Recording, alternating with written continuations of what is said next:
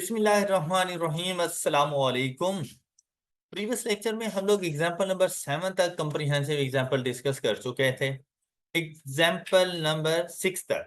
Example number 7 अगर आप लोग देखें तो आपसे पूछा गया compute the amount of sales required. अब यहाँ पर गौर करें ना, आपसे ये नहीं पूछा गया number of units sold required, नहीं पूछे गए।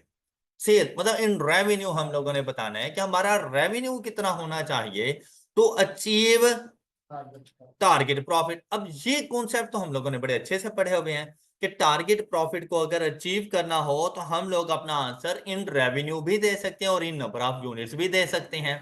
और टारगेट प्रॉफिट है तो हमें पता है कि भाई टारगेट प्रॉफिट जो भी होगा उसको अपनी फिक्स्ड कॉस्ट में ऐड कर देंगे, टोटल कंट्रीब्यूशन रिक्वायर्ड बन जाएगी। अब अगर मैंने रेवेन्यू बताना है तो divided by contribution to sales ratio. अब उससे रेलिवेंट जैसे ही हम लोगों ने क्वेश्चन का डाटा पढ़ा तो हमें पता चला कि हम लोगों को क्या कुछ गिवन है, क्या कुछ हम लोगों ने फाइंड करना है। इसकी दूसरी रिक्वायरमेंट क्या थी? Determine the production capacity that would be utilized to achieve the sales as computed in the above. मतलब ऊपर जो सेल्स हम लोग अचीव कर रहे हैं वो हमारी प्रोडक्शन कैपेसिटी का कितने परसेंट है, हमने साथ में ये भी बताना है। तो दिखने में ये बड़ा इजी सा पॉइंट लगता है कि जैसे हम लोग जाकर सिर्फ इतना करेंगे कि हमारे पास हमारी ये सेल्स कितनी है, ये तो हम लोग फाइंड करने जा रहे हैं। लेकिन ये बात कंफर्म है कि भाई मेरी 100% प्रोडक्शन कैपेसिटी से ज्यादा तो नहीं हो सकती ना, मैंने उनके अंडर काम करना है। तो मैं क्या करूंगा, अपनी इन सेल्स रिक्वायर्ड को डिवाइड कर दूंगा जो हमारे पास 100% कैपेसिटी होगी, उसके साथ डिवाइड मल्टीप्लाइड बाय 100, तो हमारे पास परसेंटेज आ जाएगी। लेकिन बी का आंसर करने से पहले भी तो ए का आंसर होना चाहिए, तब जाके बी का आंसर हो सकता है। तो हमारा अब भी जो फोकस होगा ना वो सिर्फ ए पर, क्या कि मुझे सेल्स क्या चाहिए। इसके लिए जो डाटा हमें दिया गया था, कहते हैं basketball private limited is in process of planning for the next year, BPL is currently operating eight. यही चीज बी पॉइंट में हमसे पूछी गई थी कि करंटली अगर 70% है तो जो सेल्स आप फाइंड कर रहे हैं उसकी परसेंटेज हमारे पास क्या बनेगी। फिर क्या कहते हैं, the management wants to achieve an increase of rupees 36 million in profit after tax of the latest year. अब उसने ना हमें समराइज्ड स्टेटमेंट ऑफ प्रॉफिट और लॉस दी, उसके मुताबिक उसका प्रॉफिट आफ्टर टैक्स कितना है, 90। अब जो मेरा टारगेट प्रॉफिट है ना वो 36 नहीं है। कहता है जो अब हमारे पास प्रॉफिट है उस प्रॉफिट में इंक्रीज 36, तो आपने इसमें 36, और ये जो 36 है ये प्रॉफिट बिफोर टैक्स भी नहीं है, ये प्रॉफिट आफ्टर टैक्स है। तो मैंने प्रॉफिट आफ्टर टैक्स में इंक्रीज शामिल किया, तो मेरे पास प्रॉफिट आफ्टर टैक्स क्या होना चाहिए, 126। लेकिन ये तो प्रॉफिट आफ्टर टैक्स होना चाहिए, जबकि मैंने जाना है with the help of profit before tax. ये बात याद रखिएगा कि टोटल कंट्रीब्यूशन फाइंड करने के लिए हम लोग अपनी फिक्स्ड कॉस्ट में ऐड किया करते हैं प्रॉफिट बिफोर टैक्स। अब पहले प्रॉफिट बिफोर टैक्स फाइंड करो, तो हम लोग कितने परसेंट टैक्स पे करते हैं, तो 75% टैक्स पे करने के बाद मेरी ये वाली अमाउंट कितने परसेंट है, 25% टैक्स पे करने के बाद मेरी ये वाली अमाउंट कितने परसेंट है, 75%। तो इसका 100% क्या बनेगा, तो 126 डिवाइडेड बाय मल्टीप्लाइड बाय, तो प्रॉफिट बिफोर टैक्स क्या आ जाएगा हमारे पास, 1 मुझे 168 का प्रॉफिट चाहिए। ऑलराइट, जो मेरा रिक्वायर्ड प्रॉफिट है वो 36 नहीं है, वो 126 भी नहीं है, मेरा रिक्वायर्ड प्रॉफिट क्या है, 168। अब 168 प्लस फिक्स्ड कॉस्ट। अब अगर आप लोग गौर करें तो फिक्स्ड कॉस्ट हमें डायरेक्ट नहीं की पाए, इनडायरेक्ट वे में फिक्स्ड कॉस्ट बताई गई है। तो मेरे पास कॉस्ट ऑफ सेल से फिक्स्ड कॉस्ट आएगी 40%, क्योंकि 60% वेरिएबल है। तो कॉस्ट ऑफ सेल्स का 40% 160 मेरे पास मेरी फिक्स्ड कॉस्ट है, और मेरे ऑपरेटिंग एक्सपेंसेस में से 60% विच इज इक्वल टू 47 का 40% वेरिएबल, तो 60% फिक्स्ड 28.5 तो अब टोटल जो ये वाली फिक्स्ड कॉस्ट मेरे पास बन रही है ये है 188.2, ये मेरे पास मेरी फिक्स्ड कॉस्ट है। ऑलराइट, अब देखिए क्वेश्चन में क्या कहा गया, आपसे कहते हैं कि sale price of all products would be increased by 8%. However, to avoid any adverse impact of price increase, 10% discount would be offered to the large customer whose purchase is about 30% of the total sale. Additional distributors commissions would be increased from 2% to 3% of the net selling price.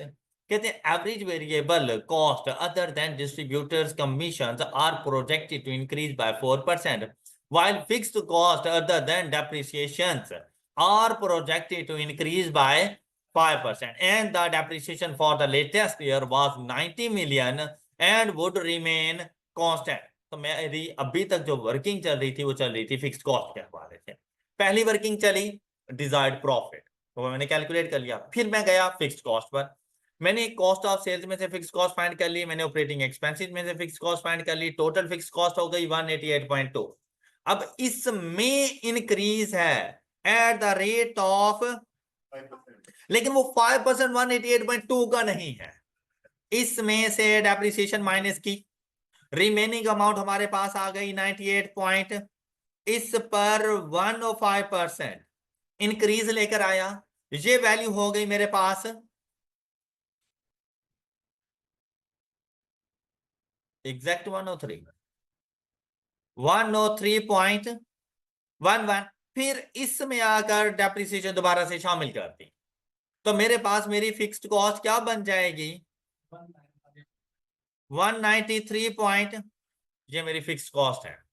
तो मेरे पास total contribution कितनी required है 193.11 plus desired profit 168, तो total value 361 desired contribution. Alright, जिसको मैंने divide करना है contribution to sales ratio. Alright, तो मेरे पास रेवेन्यू की वैल्यू आ जाएगी। आई होप कि आपको यहां तक की सारी बात समझ आ चुकी है, ये बात क्लियर हो गई। चलिए अब फाइंड करेंगे कंट्रीब्यूशन टू सेल्स रेशो। यहीं से ही जरा देखिएगा, फिक्स्ड कॉस्ट सब बच्चों को क्लियर हो गई। अब देखिए भाई, सबसे पहले contribution to sales ratio find करने के लिए तो आपके पास सेल्स की वैल्यूज होनी चाहिए, एम आई राइट? अच्छा, सेल्स की वैल्यूज के लिए उसने आपसे क्या कहा कि 567 की सेल्स है ना, तो कहते हैं हम लोगों ने अपनी सेलिंग प्राइस में इंक्रीज कर दिया 8% का, तो आपने इसको मल्टीप्लाइड बाय 108 कर दिया, तो आपकी ये सेल्स कितनी हो गई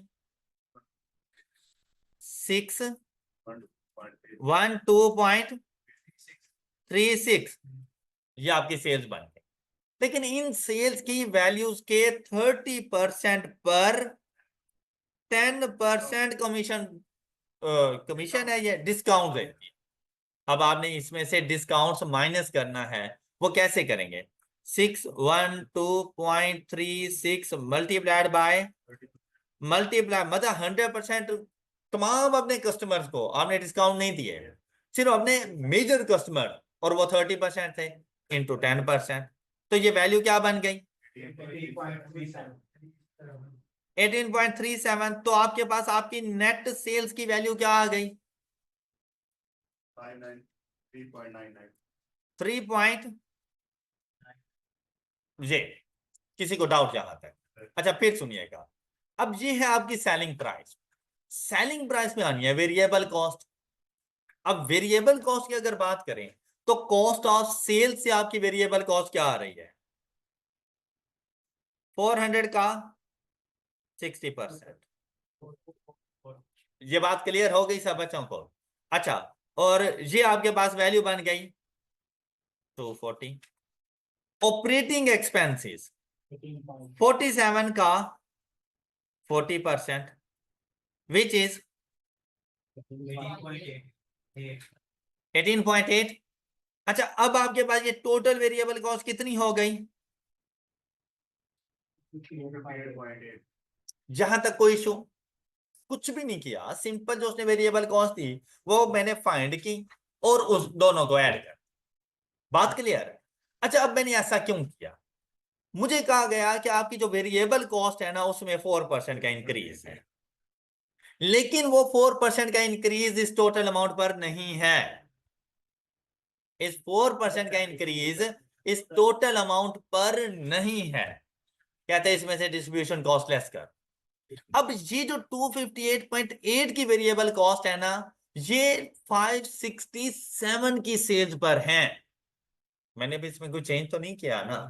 तो ये वेरिएबल कॉस्ट कौन सी सेल्स पर है? तो इनमें कमीशन कितना शामिल होगा? 567 का 2% इसमें शामिल होगा, विच इज इक्वल टू 11 ये इसमें से लेस कर दो। रिमेनिंग अमाउंट आपके पास क्या आ जाती है? इसका 4% इंक्रीज जी, वैल्यू इज 257 भाई ये है आपकी variable cost other then commission. यहां तक कोई इशू? अब आपके पास कमीशन की वैल्यू आएगी।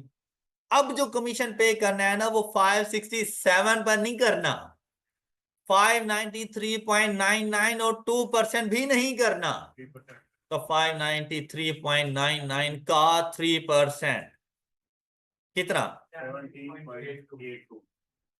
82। ये टोटल बन गई आपकी वेरिएबल कॉस्ट, जो आपकी सेल्स में से माइनस होगी तो आपको मिल जाएगी कंट्रीब्यूशन। तो देखें जरा आपके पास कंट्रीब्यूशन की वैल्यू क्या आ गई। ये 593.99 में से ये दोनों वैल्यूज माइनस कर दें तो कंट्रीब्यूशन की वैल्यू क्या आ गई आपके पास? 3181। अब इसको डिवाइड कर दो सेल्स के साथ, कंट्रीब्यूशन टू सेल्स रेशो आ जाएंगे, विच इज इक्वल टू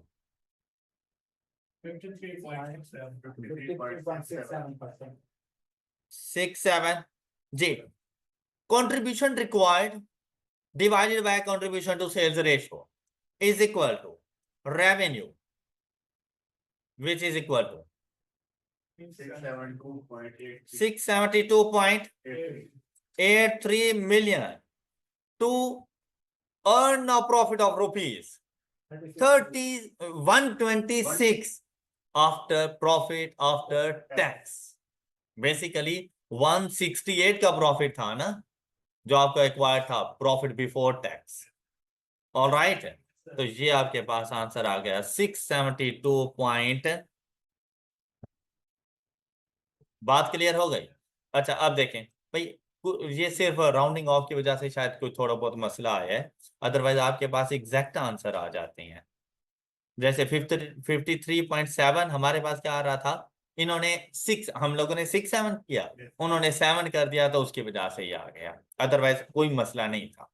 अच्छा अब देखिएगा क्या किया हम लोगों ने, सिंपल सी बात है भाई, आपसे पूछा गया था revenue to earn a target profit. आपने सबसे पहले टारगेट प्रॉफिट को देखा, वो टारगेट प्रॉफिट था प्रॉफिट आफ्टर टैक्स। आपने उसमें टैक्स की एडजस्टमेंट की तो प्रॉफिट बिफोर टैक्स का पता चल गया। उस प्रॉफिट बिफोर टैक्स के लिए हम लोगों ने फिक्स्ड कॉस्ट में ऐड करना था, तो फिक्स्ड कॉस्ट डायरेक्टली गिवन नहीं थी, हमने fixed cost cost of sales में से भी निकाली, अपने ऑपरेटिंग एक्सपेंसेस से भी निकाली, उनको ऐड कर लिया। अब हमें बताया गया कि भाई इस फिक्स्ड कॉस्ट में इंक्रीज है, लेकिन सारी फिक्स्ड कॉस्ट में इंक्रीज नहीं था।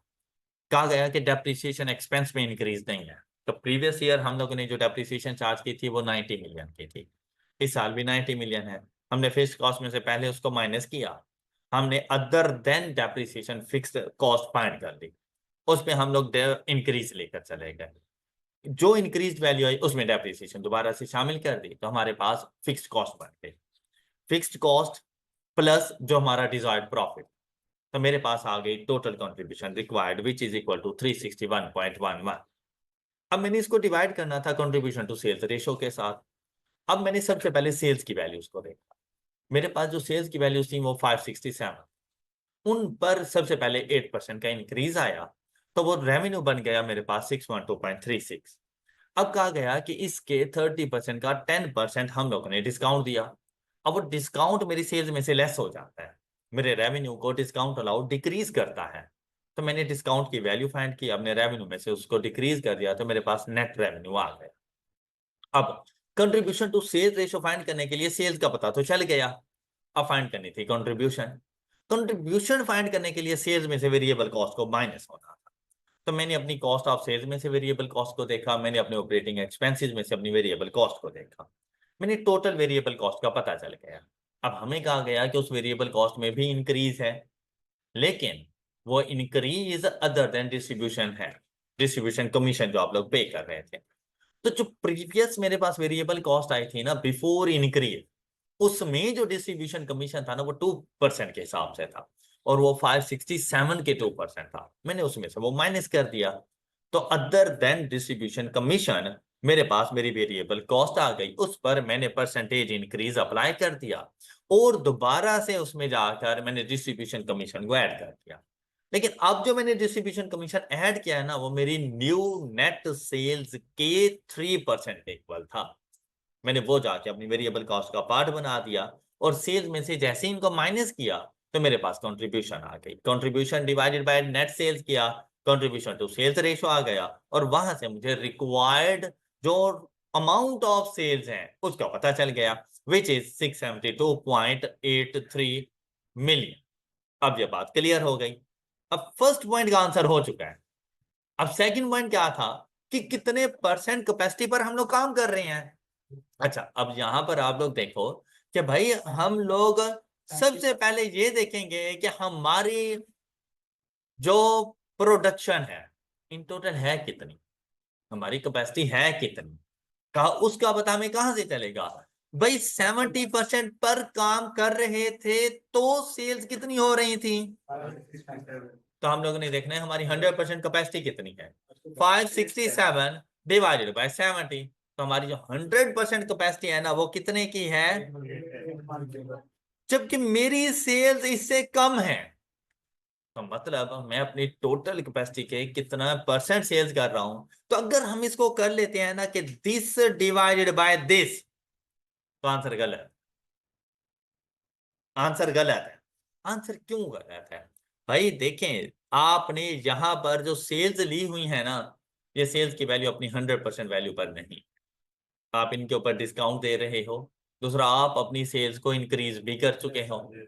अब देखो भाई, आप जो प्रोडक्शन करते हैं, आप 10 यूनिट्स की प्रोडक्शन कर रहे हैं, आपके पास इससे पहले सेलिंग प्राइस थी 50 रुपीज पर यूनिट, आपको रेवेन्यू कितना अर्न होना चाहिए था, 500 का रेवेन्यू अर्न होना चाहिए था। प्रोडक्शन तो वही 10 यूनिट्स ही है ना आप लोगों के पास। लेकिन अगर आज और सपोज आप लोग इन टोटल 15 यूनिट बना सकते थे, इन टोटल 15 यूनिट बना सकते थे, 50 का एक यूनिट जा रहा है, तो बेसिकली आप लोग 10 मल्टीप्लाइड बाय 50 किया, कितना रेवेन्यू अर्न कर रहे हो। आप बना 15 यूनिट सकते थे, मेरी बात समझ आई है। लेकिन इधर मैं आपसे कहूँ ना कि भाई आप कितने परसेंट प्रोडक्शन कैपेसिटी पे काम कर रहे हो, तो आप 10 डिवाइडेड बाय 15 मुझे कहोगे 67, अप्रोक्सीमेट 67% पे। एम आई राइट। अच्छा, सिर्फ मैं अपनी सेलिंग प्राइस को इंक्रीज करता हूँ, मैं 15 यूनिट ही बना सकता हूँ, लेकिन मैंने ना अपनी सेलिंग प्राइस को इंक्रीज करके सपोज के 60 कर दिया, और ये रेवेन्यू हो गया 600, क्या प्रोडक्शन कैपेसिटी इंक्रीज हो जाएगी? नहीं, प्रोडक्शन कैपेसिटी तो वैसी की वैसी रहेगी जो पहले थी, वही 10/15। एम आई राइट। तो भाई आपकी सेल्स का जो रेवेन्यू है ना वो इंक्रीज हो चुका है due to increase in selling price, तो उसका हमारे प्रोडक्शन यूनिट से तो कोई ताल्लुक नहीं है। तो आप ये देखो कि अगर मैं वो इंक्रीज ना करता तो ये जो मेरा रेवेन्यू है ये 100% अमाउंट पर कौन सी वैल्यू देता। तो हम लोगों ने क्या किया हुआ है, इसको कैसे फाइंड किया हुआ है। अब हम लोग अज्यूम करेंगे कि जैसे मैं 100 रुपया पहले चार्ज करता था, इस पे 8% का इंक्रीज आया, तो मैं कितने रुपीस चार्ज कर रहा हूं, 108। लेकिन क्या मैं सारे का सारा 108 ही रिसीव कर रहा हूं? नहीं, मैं इस पर डिस्काउंट भी दे रहा हूं। तो डिस्काउंट मैं कितना दे रहा हूं? 108 के 30% पर 10% मैं डिस्काउंट दे रहा हूं। तो मेरे पास डिस्काउंट की वैल्यू क्या बन जाएगी? 3.24। ये लेस करो, तो मैं कितना रेवेन्यू अर्न कर रहा हूं? 104.76% का मेरा रेवेन्यू है, which is equal to 672.8। Alright, तो मैं इसका जाके 100% पहले फाइंड करूंगा। वो क्या बनेगा? 672.83 डिवाइडेड बाय 104.76%। तो इसका 100% रेवेन्यू क्या बन रहा है?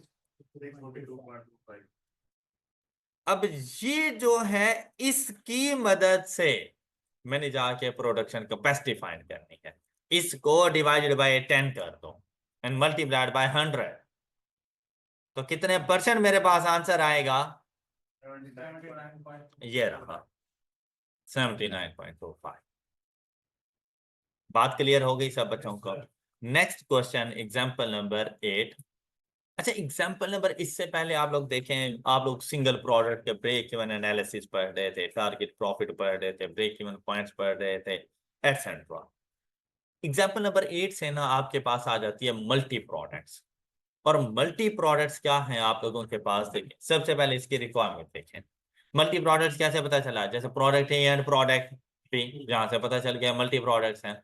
अब इसकी रिक्वायरमेंट देखें, कहते हैं compute the break even sales assuming that the ratio of quantities sold would remain the same as has been budgeted।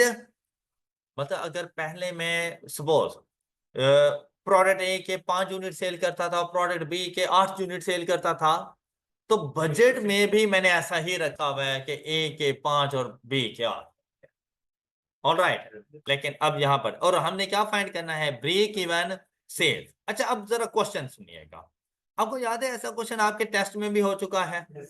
लेकिन अब इधर देखें क्या क्या डाटा गिवन।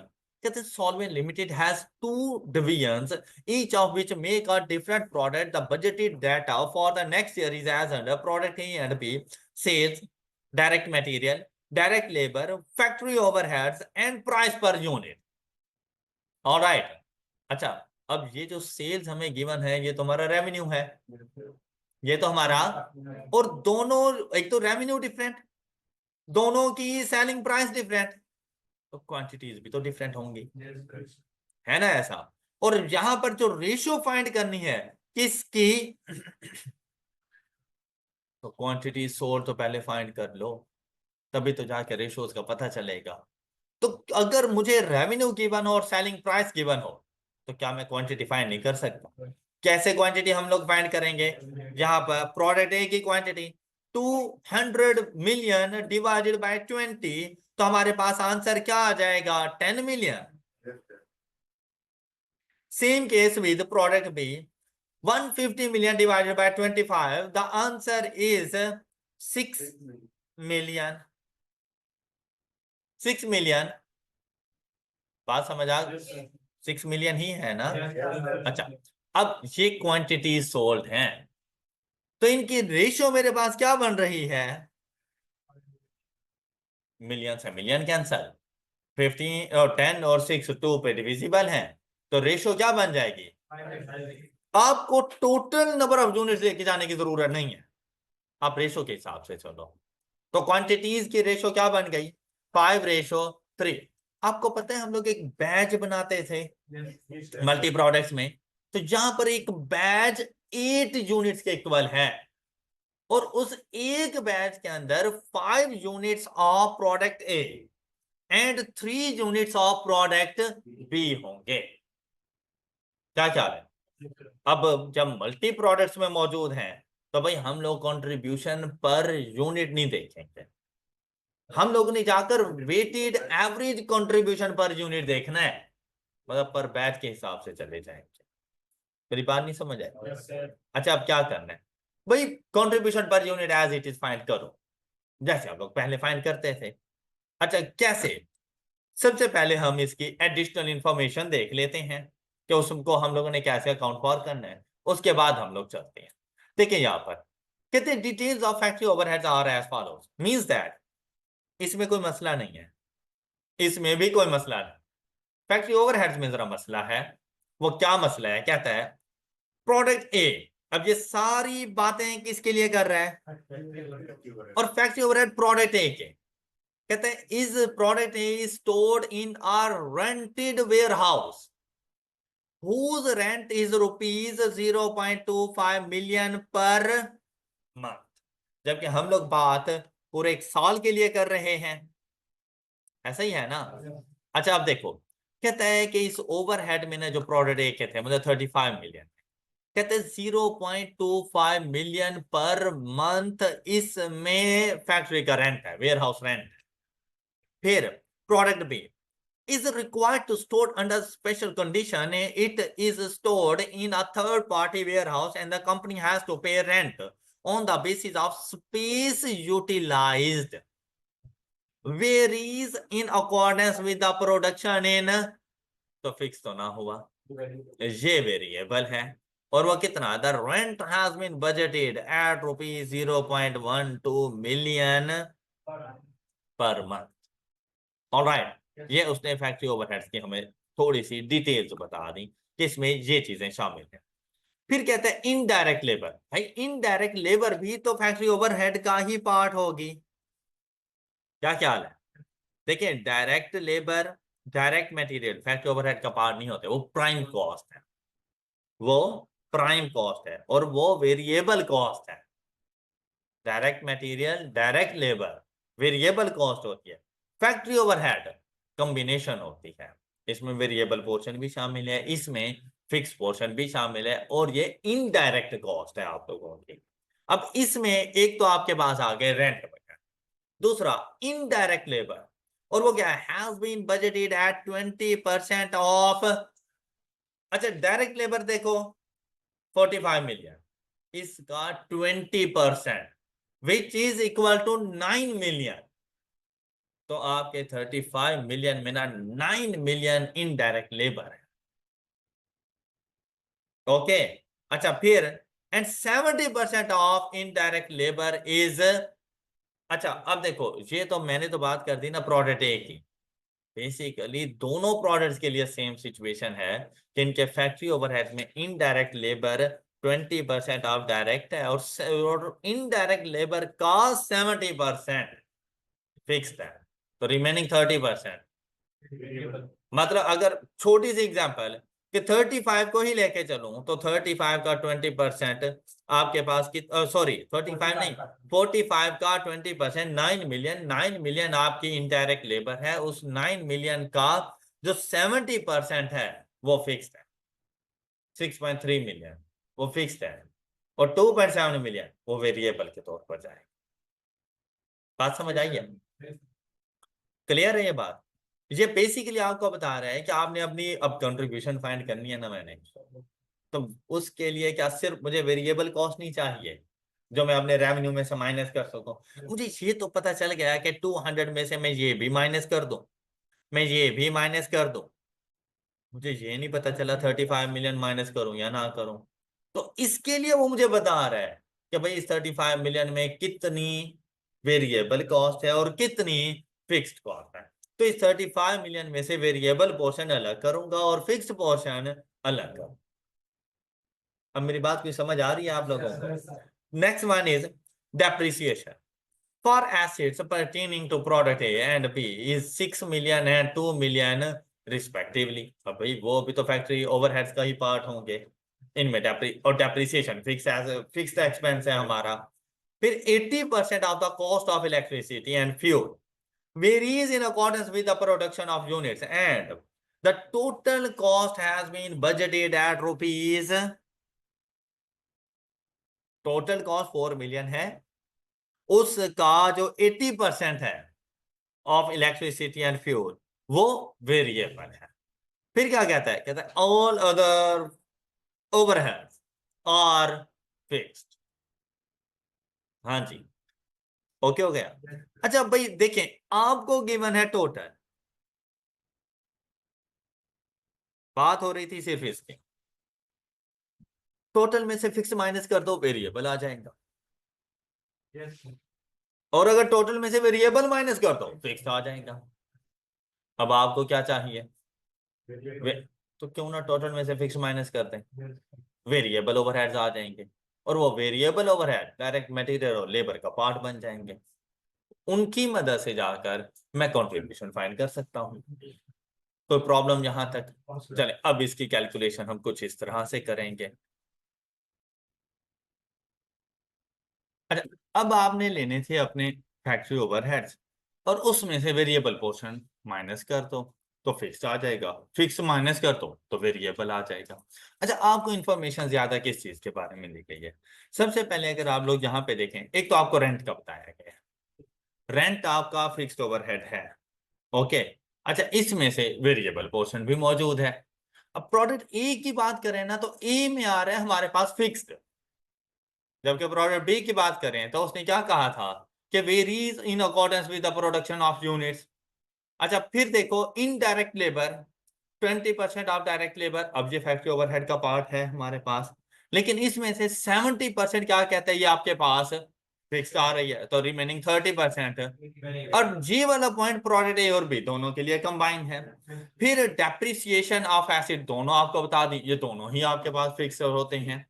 फिर अगर आप लोग देखें फिक्स है तो फिक्स ओवरहेड का पार्ट बनेंगे 80% ऑफ इलेक्ट्रिसिटी।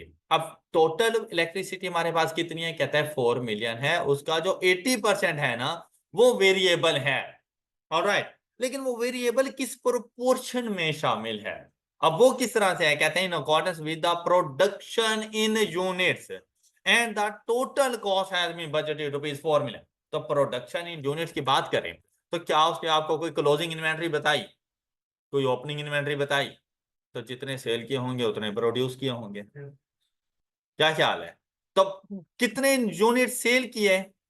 ए के 10 मिलियन, बी के 6 मिलियन, तो प्रोड्यूस भी इतने ही किए।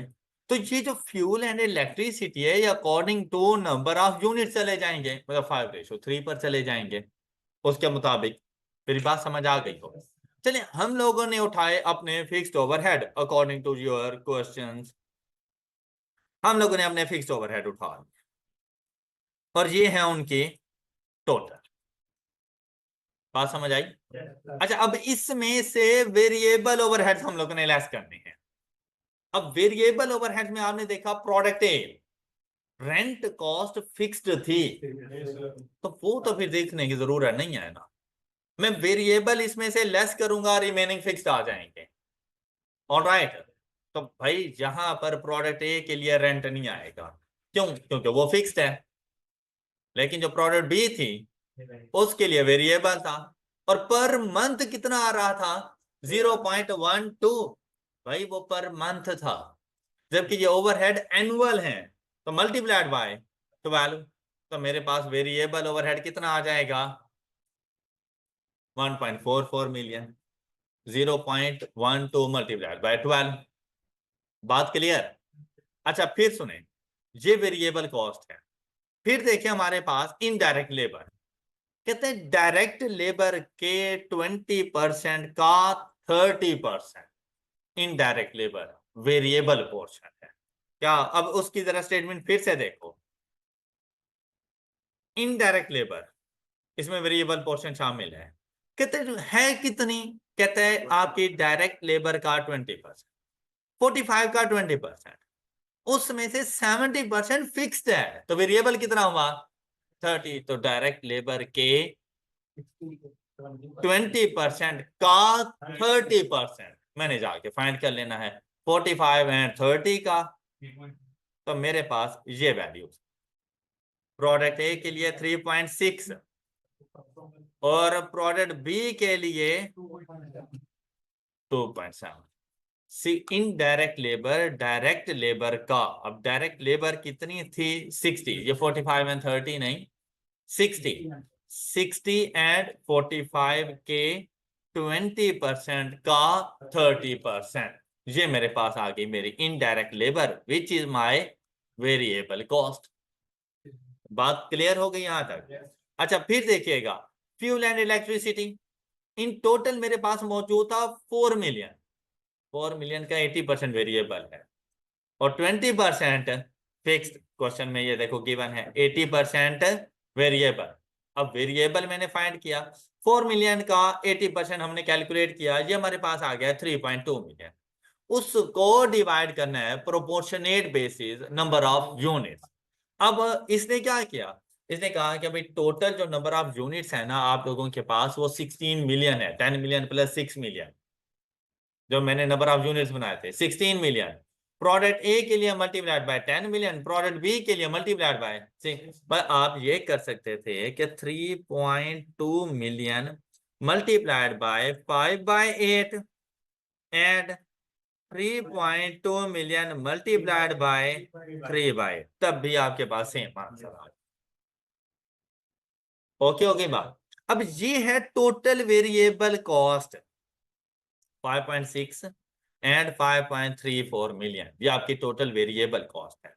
आपने अपने तमाम ओवरहेड्स में से ये वेरिएबल कॉस्ट माइनस की, तो आप लोगों को ये fixed overhead product A product B and in total fixed overhead मिल गए।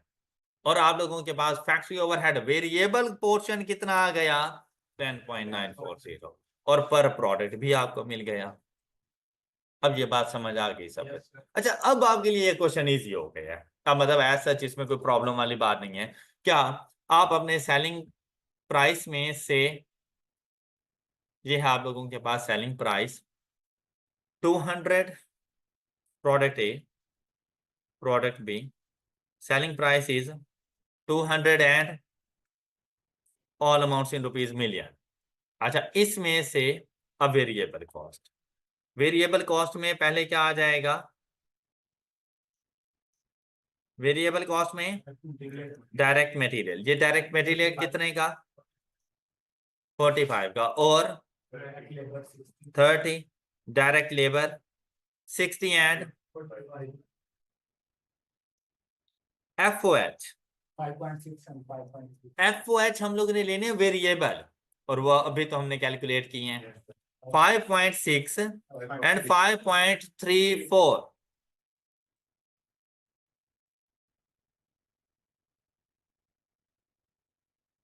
जी आ जाएंगे इनकी वेरिएबल कॉस्ट। ये जरा कैलकुलेट करें, इन टोटल आपके पास कितना आ जाएगा 110.6, और ये आपके पास इन टोटल कितना आ जाएगा 80.34। ये लेस कर दो सेलिंग प्राइस में से, कंट्रीब्यूशन, टोटल कंट्रीब्यूशन, रेवेन्यू भी तो इन टोटल लिया हुआ है ना, टोटल कंट्रीब्यूशन कितनी 89.4 जी 69.66, ये आपके पास टोटल कंट्रीब्यूशन। बात क्लियर ईच प्रोडक्ट की। अब यहां पर अगर मैं टोटल की बात करूं तो टोटल रेवेन्यू कितना हो रहा है, टोटल रेवेन्यू, टोटल कंट्रीब्यूशन कितनी हो रही है 159 ये टोटल कंट्रीब्यूशन हो गई है। ये बात भी क्लियर हो गई सब बच्चों? अच्छा अब यहां पर देखो, इसकी contribution to sales ratio find कर दो पर बैच टोटल के हिसाब से, contribution to sales ratio find कर लो। क्या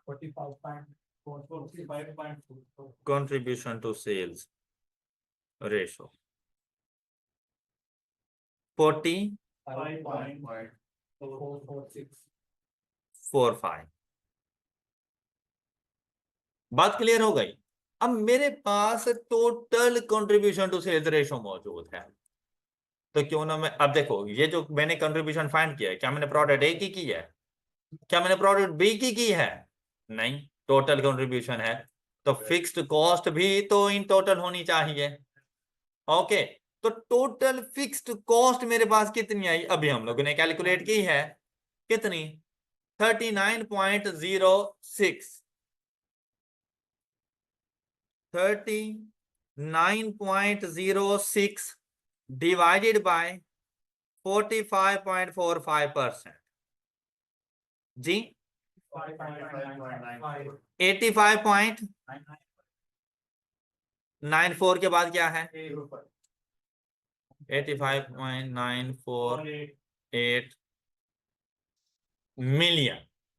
मेरे पास ब्रेक इवन सेल्स कितनी बन रही हैं?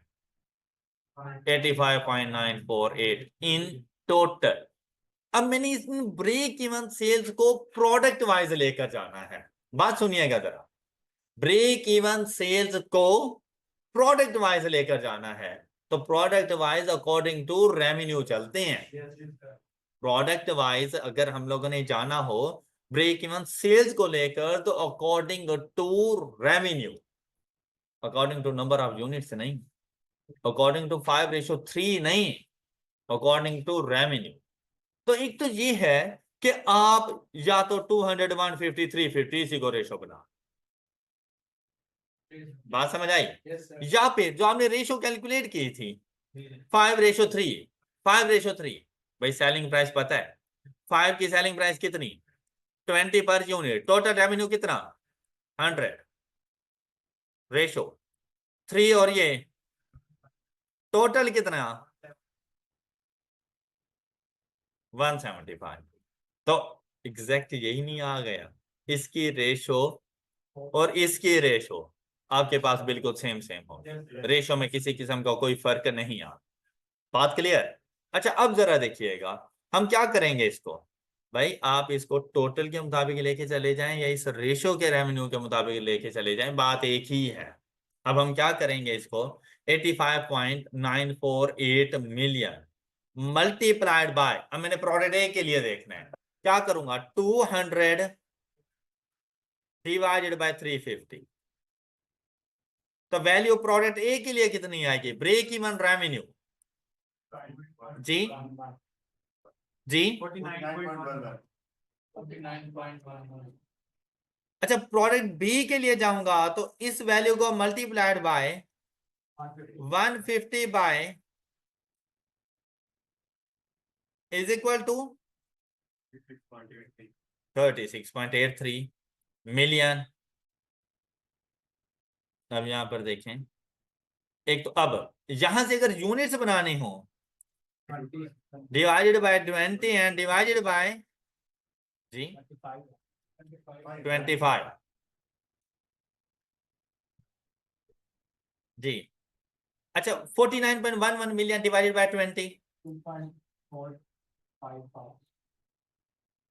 2455, ये मिलियन है तो इसको जरा कर लेंगे कन्वर्ट। अच्छा ये वाली वैल्यू 47, अब ये इन यूनिट्स हमारे पास आ गए हैं। अब जरा चेक करते हैं।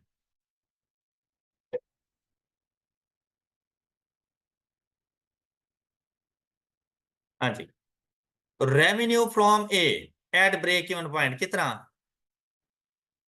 49.11, ये देखो 49.11। रेवेन्यू फ्रॉम बी 36.83, ओके हो गया। नंबर ऑफ यूनिट इनको डिवाइडेड बाय सेलिंग प्राइस किया तो 2.455, 1.47।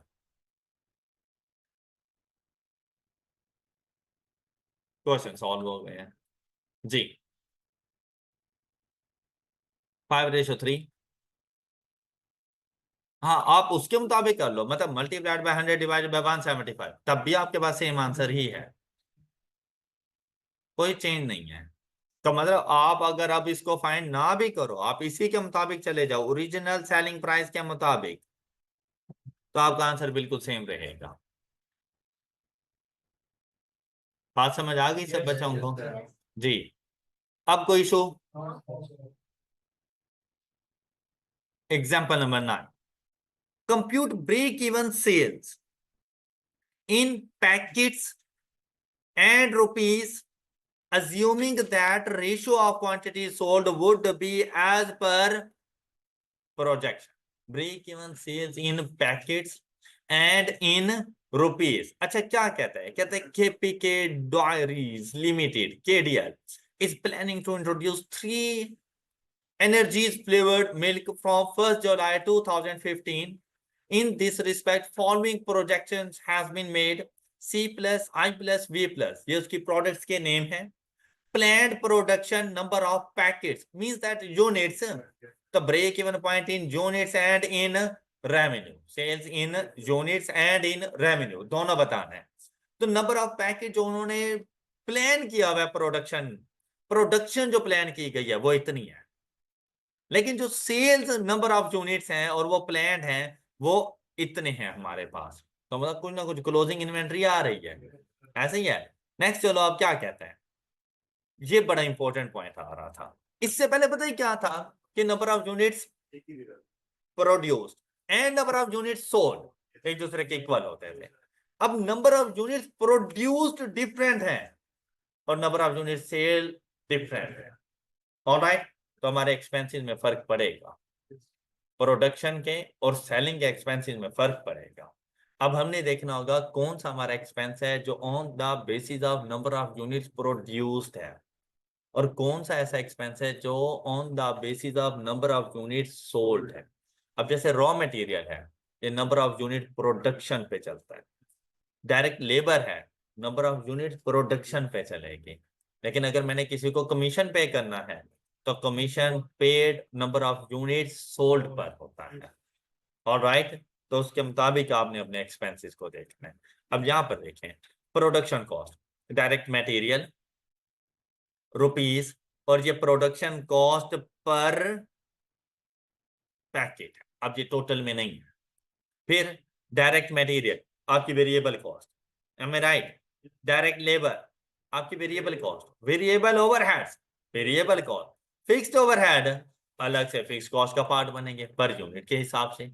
अब जब पे गौर करें ना तो इससे प्रीवियस क्वेश्चन में उसने ओवरहेड इकट्ठे किए तो वेरिएबल और फिक्स मुझे अलग अलग करने पड़े, लेकिन यहां पर उसने अलग अलग खुद ही करके दे दिए, लेकिन ये पर यूनिट के हिसाब से हैं.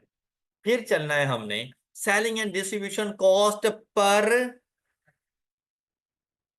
ये वाले जितने भी एक्सपेंसेस हैं ना प्रोडक्शन वाले, ये सारे के सारे ये on the basis of number of units produced हो.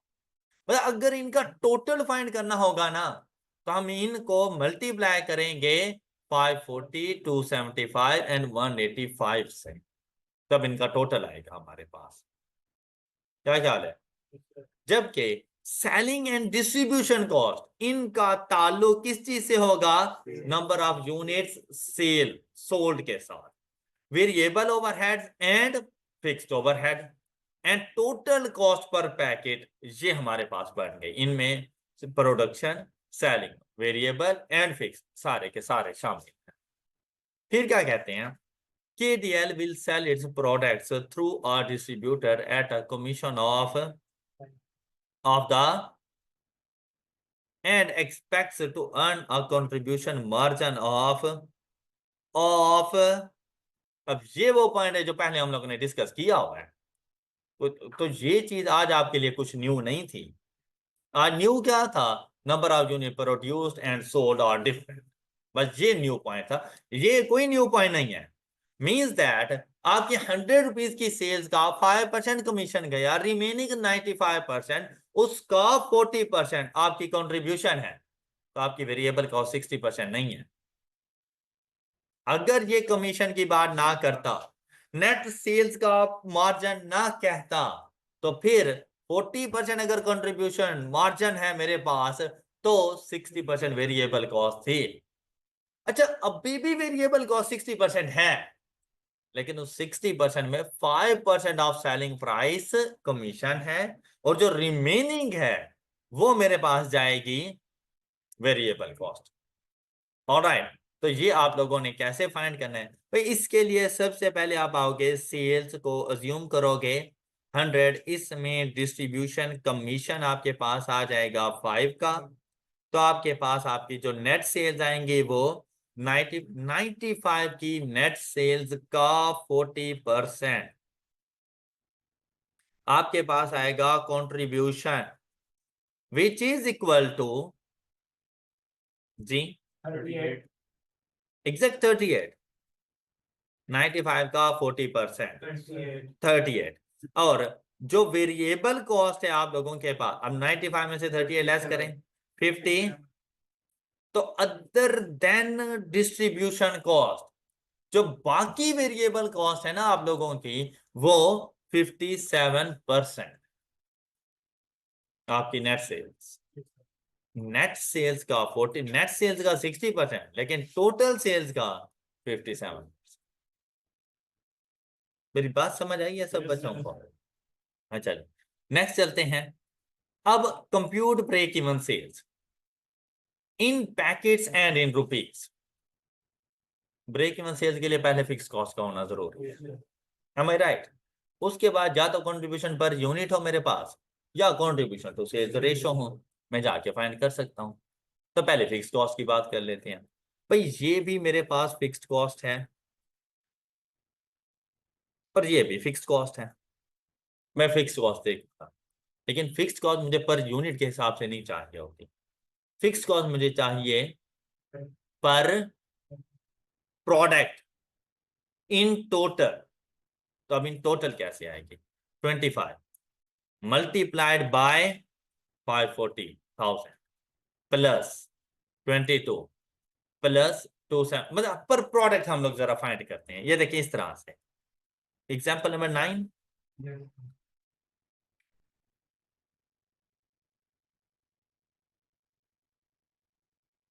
एग्जांपल नंबर 9 में हम लोग चले पहले वर्किंग में ही जा रहे हैं, और वर्किंग किस चीज की कर रहे हैं हम लोग? Fixed cost. कौन कौन सी प्रोडक्ट्स हमारे पास मौजूद हैं? CIV,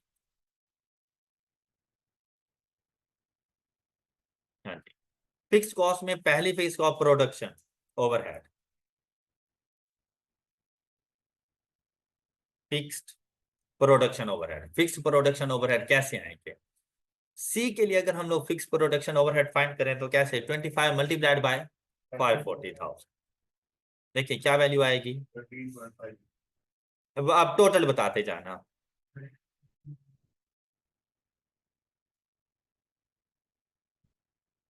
बात समझ आ गई? अच्छा इसी तरह आई के लिए देखें, 22 मल्टीप्लाइड बाय 275,000, 6.05. 6 मिलियन 605. 605,000। ओके। अच्छा वी के लिए देखें, 20 मल्टीप्लाइड बाय 185,000, 3.7.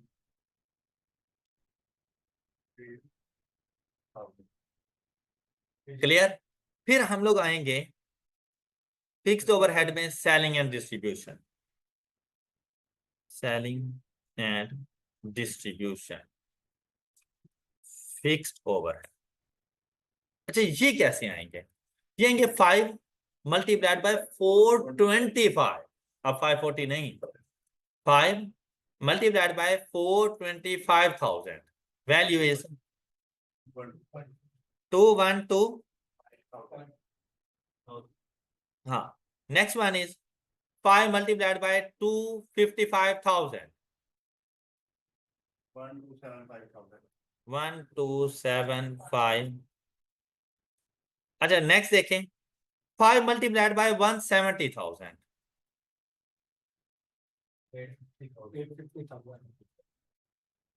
8। अच्छा अब हर प्रोडक्ट की फिक्स्ड कॉस्ट, हर प्रोडक्ट की फिक्स्ड कॉस्ट जी 15, आप मुझे सही बता रहे हो? हाँ 15,625। हाँ जी नेक्स्ट 7,325। नेक्स्ट 4,550,000. ये पर प्रोडक्ट फिक्स्ड कॉस्ट आपके पास आ गई है। तो टोटल कितनी बनी। अब यहां से अगर टोटल फाइंड करें तो बस टोटल को ऐड अप कर लो, हर किसी को नहीं, लास्ट इन तीनों वैल्यूज को ऐड अप करके मुझे टोटल बता दो। 27 500 27.5 मिलियन इन टोटल आपके पास फिक्स्ड कॉस्ट है। ये बात समझ आ गई होगी सब।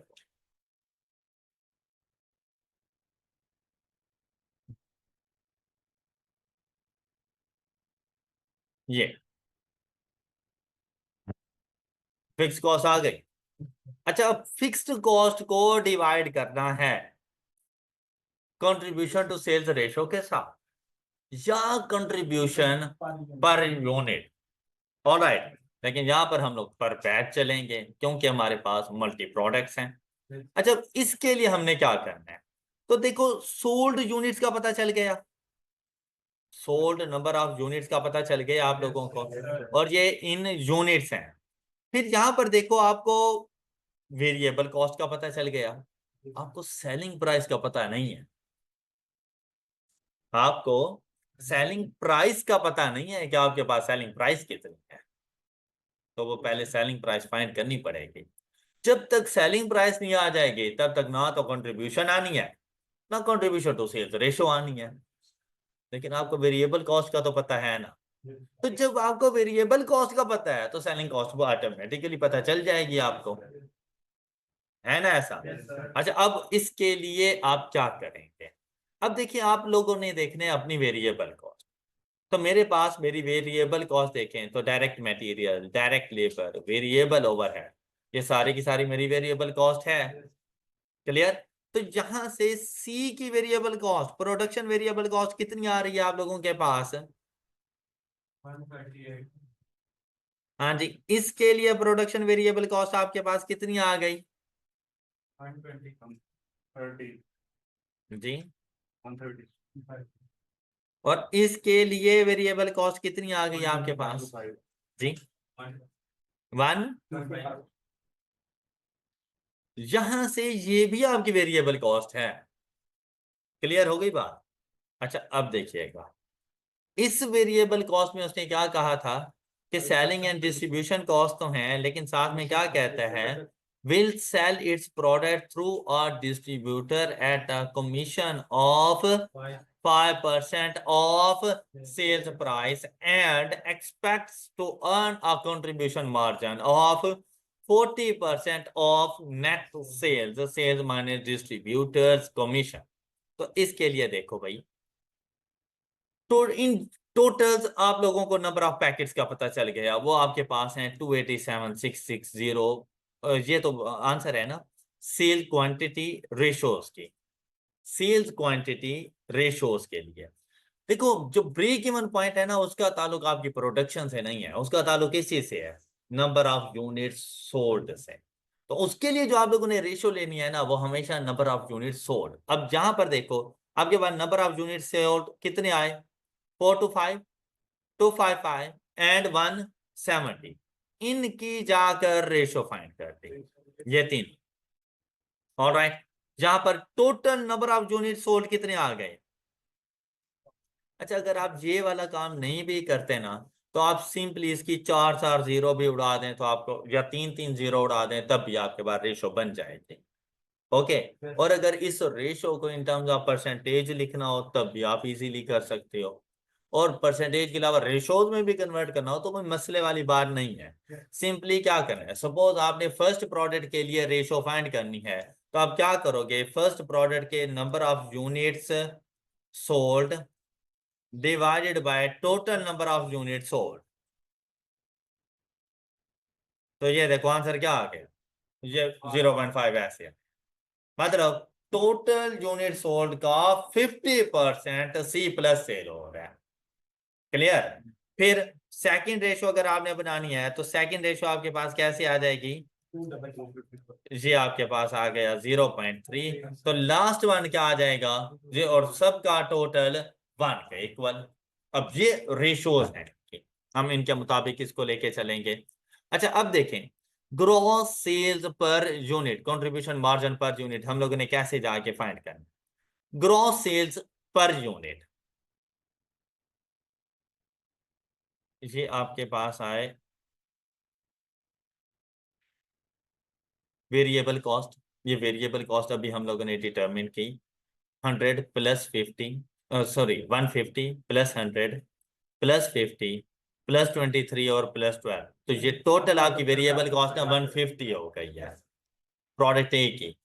उस समय उसने ये चारों वेरिएबल कॉस्ट ना ऐड कर दी 138 प्लस 12, तो टोटल वेरिएबल कॉस्ट कितनी हो गई 130 plus 8, total variable cost 130, 125 plus 10, total variable cost आ गई 135।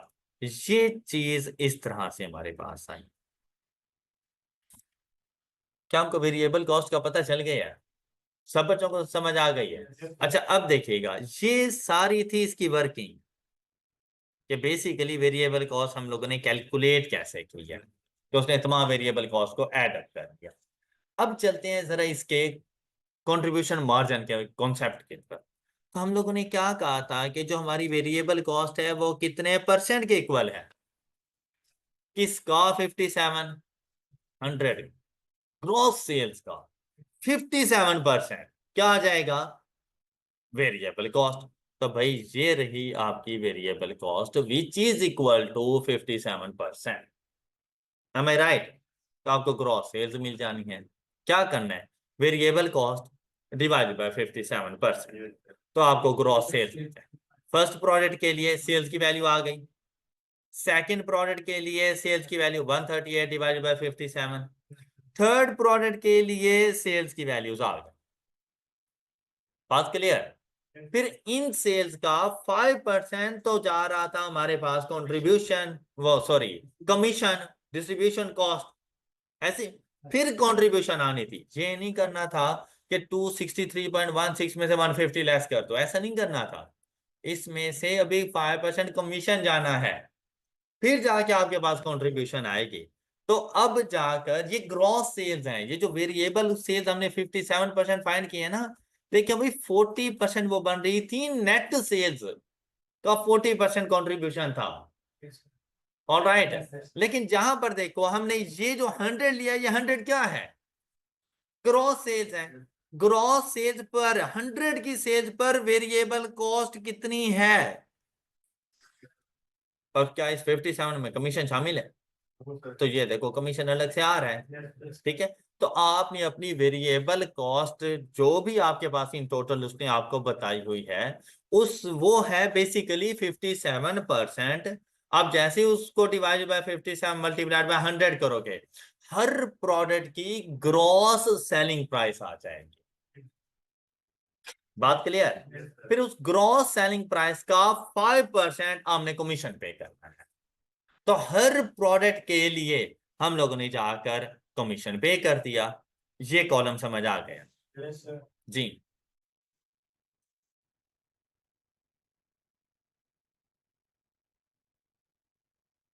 ये जो, हाँ, तो प्रोडक्शन करूंगा तभी तो जाकर वो सेल हो पाएंगे।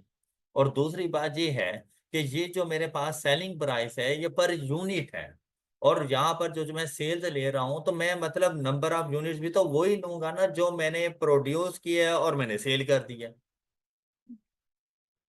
जो नंबर ऑफ यूनिट सेल करके मैं ये रेवेन्यू अर्न कर रहा हूं, उनकी कोई ना कोई प्रोडक्शन कॉस्ट भी तो होगी ना। तो वो भी तो मैंने देखनी है कि ये एक यूनिट की बात हो रही है पर पैकेट, कि इस रेवेन्यू को अर्न करने के लिए ये प्रोडक्शन कॉस्ट है, साथ में मैं ये कमीशन भी पे करूंगा, तो मुझे कंट्रीब्यूशन कितनी होनी है,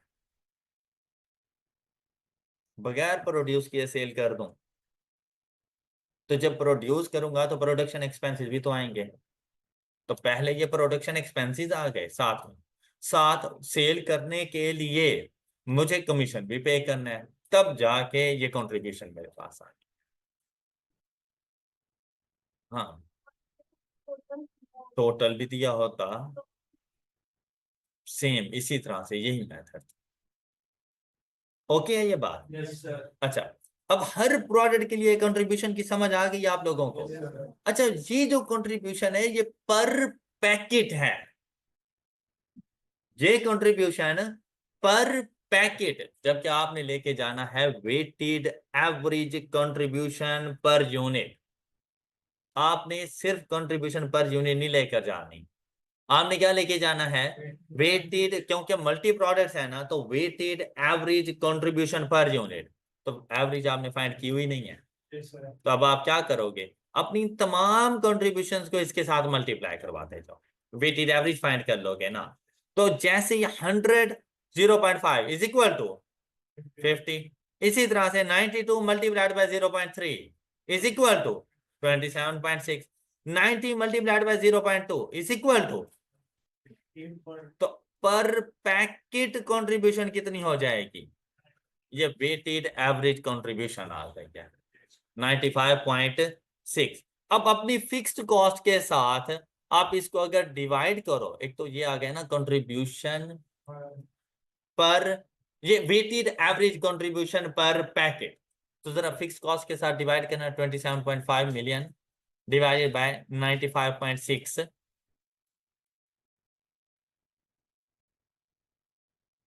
अच्छा, जैसे ही अब आप लोगों ने ये किया 27.5 मिलियन डिवाइडेड बाय 95.6, तो आंसर क्या आया आप लोगों के पास? 287,657। ये थोड़ा बहुत राउंडिंग ऑफ का डिफरेंस है, तो बेसिकली ये नंबर ऑफ यूनिट्स नहीं आ गए आप लोगों के पास। Break even number of units. तो जब हम लोग break even in units find करते थे, हम क्या कहते थे? Fixed cost divided by contribution per unit, अगर सिंगल प्रोडक्ट हो।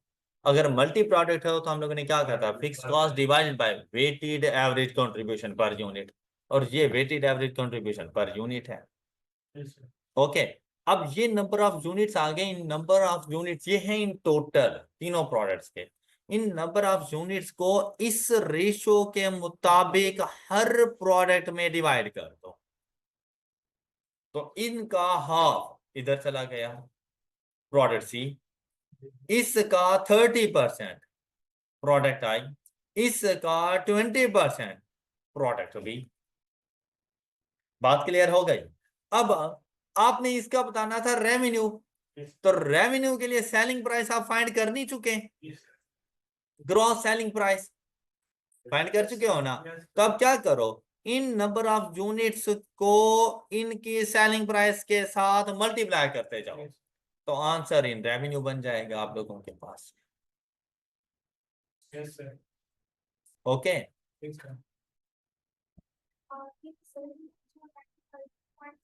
ये फिक्स्ड कॉस्ट को इसके साथ डिवाइड करें, 27.5 मिलियन डिवाइडेड बाय 95.6,